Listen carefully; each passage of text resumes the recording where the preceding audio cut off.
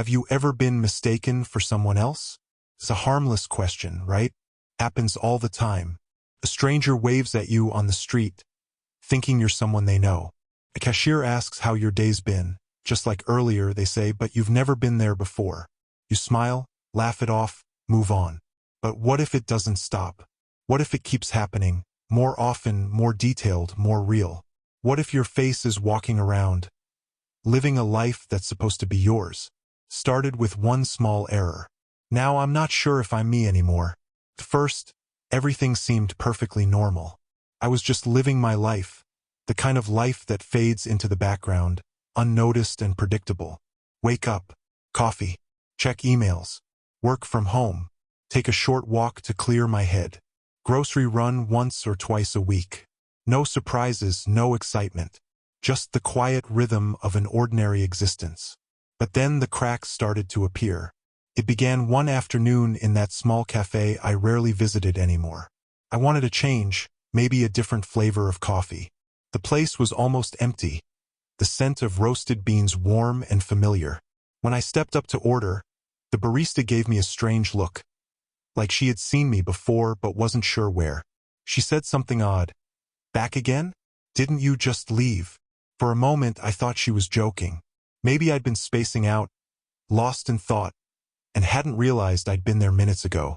But no, I was certain this was my first visit in weeks. I shook it off, took my coffee, and left.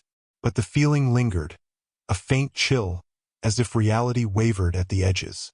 A few days later, at the grocery store, the unsettling pattern repeated itself. I stood in line, mind elsewhere, picking up a few essentials, a loaf of bread, some eggs, a bottle of orange juice. When I paid, the cashier frowned, scanning my card over and over. This card's already been used today, he said flatly. Same store, same items.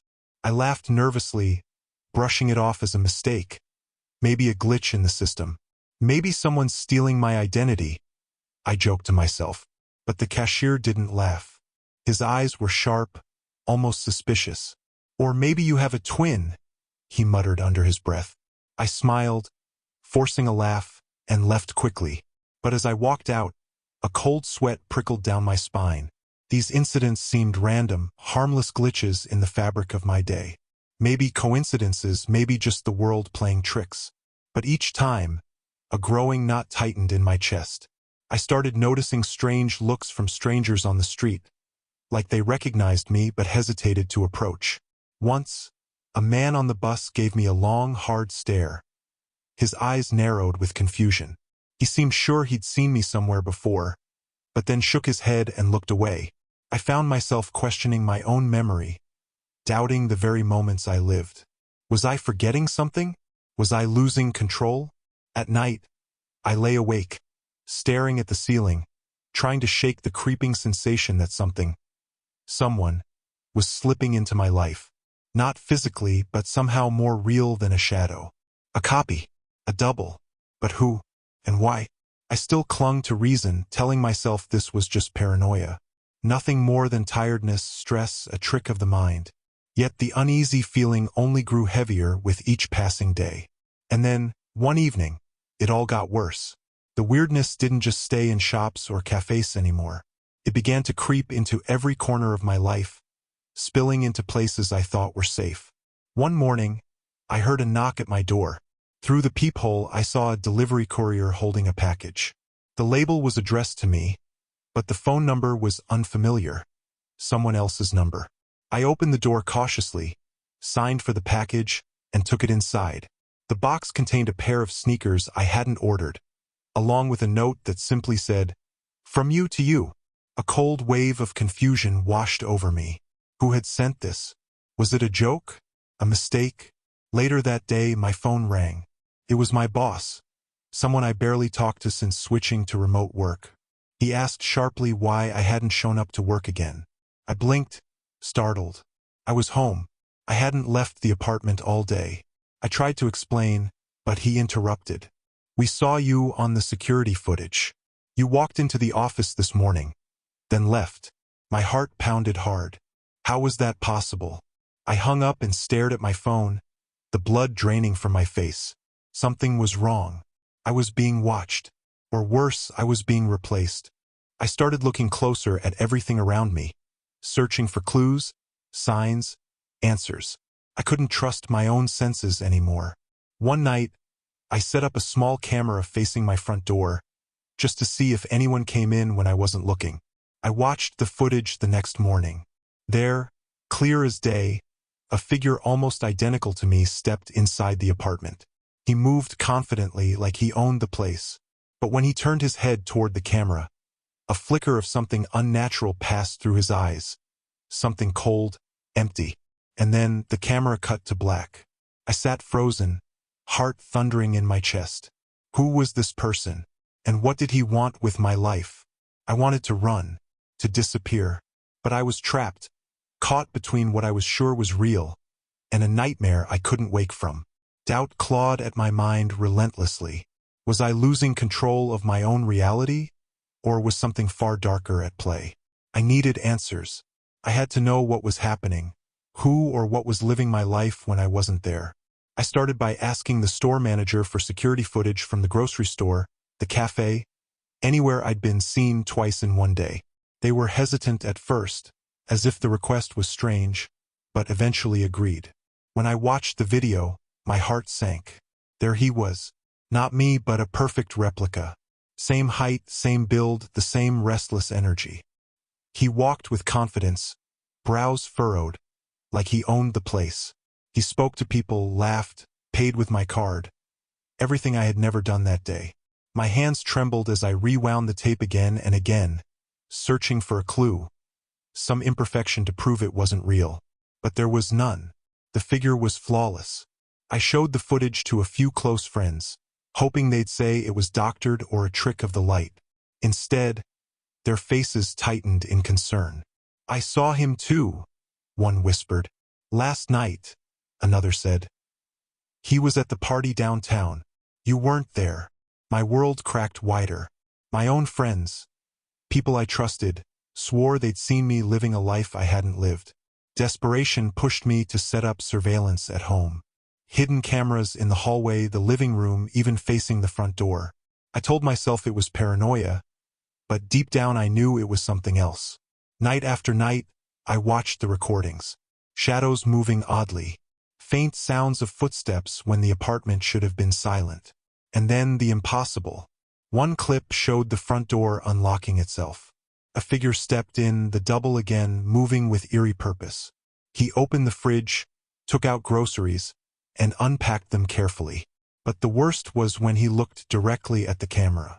His eyes dark, empty, without a soul, and the feed went dead.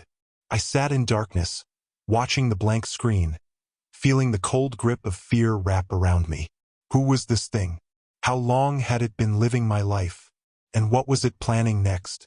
I realized with a sinking heart, I wasn't just losing my identity. I was being erased. That evening, a heavy silence hung in the air, the kind that presses on your chest and makes every breath feel borrowed. I tried to keep my nerves steady, but my mind was racing. I knew what I had to do. Confront this shadow that was stealing my life.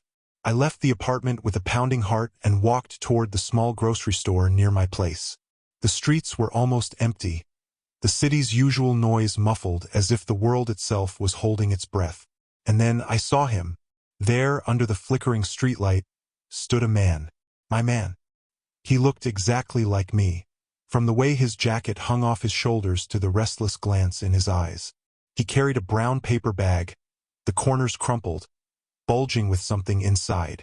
For a moment, time froze. He turned his head slowly, catching sight of me. His expression didn't change. No surprise, no fear, just a cold, unsettling calm. Then, without a word, he melted into the crowd, slipping away like smoke through fingers. I stood rooted to the spot, heart hammering in my chest, unable to move. Later, back at my apartment, the impossible greeted me again. I opened the fridge and there they were, the groceries, the very same ones he had carried out of the store. I touched the cold plastic bags, disbelief crashing through me like waves. Someone had been here. Someone who looked like me, lived my life, ate my food. But who? And why? That night, sleep was a stranger. Every creak in the building sounded like a whisper of my double's footsteps.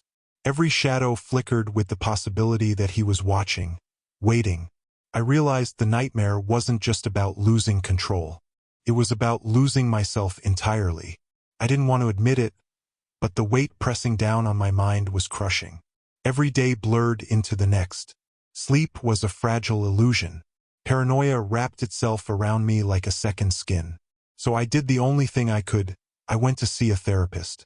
Sitting in that sterile room, under the harsh glow of the fluorescent lights, I struggled to find the words. How do you tell someone that a man identical to you is living your life? That your own friends don't believe you because they think you're imagining things? I held back the truth, afraid they'd think I was losing my mind. Instead, I spoke of anxiety, stress, exhaustion. I begged for answers, for relief. But relief never came. Back at home, I tried to convince myself this was all a trick of my brain. A breakdown brought on by loneliness or overwork. Until the night I found the video. The footage from my home surveillance camera. The timestamp glared at me, 3:17 a.m. The door slowly creaked open. A shadow slipped inside. I held my breath as the figure moved through the hallway. A perfect double of me. Not a flicker, not a glitch, a living, breathing imposter. Then the camera went dead. That night, I sat in darkness, heart hammering, mind racing. Was I really going mad? Or was something else living in my skin? The line between madness and reality blurred until I couldn't tell which side I was on. The silence in my apartment was suffocating, but I couldn't bring myself to leave the shadows behind. Every sound felt amplified. A soft creak, a distant hum, like whispers of a presence I couldn't see. Then I heard it, a faint noise, coming from the corridor. A slow, deliberate step. My heart thundered as I rose from my chair, every nerve screaming to run, but my feet moved forward instead. I reached the hallway and faced the mirror hanging on the wall. And there, staring back at me, was not quite me. The reflection blinked slowly, but its eyes were hollow, cold. It smiled without moving lips, a cruel, knowing smile. I lifted my hand to touch the glass. The reflection did the same, but then it moved differently, delayed, twisted, unnatural. Fear boiled inside me. Who was the real me? Was I the one looking into the mirror, or the one watching me from inside it? I stepped closer, and the story stopped there. The question lingers: which side holds the truth? Which one is the original? And which one will walk away, leaving the other trapped forever?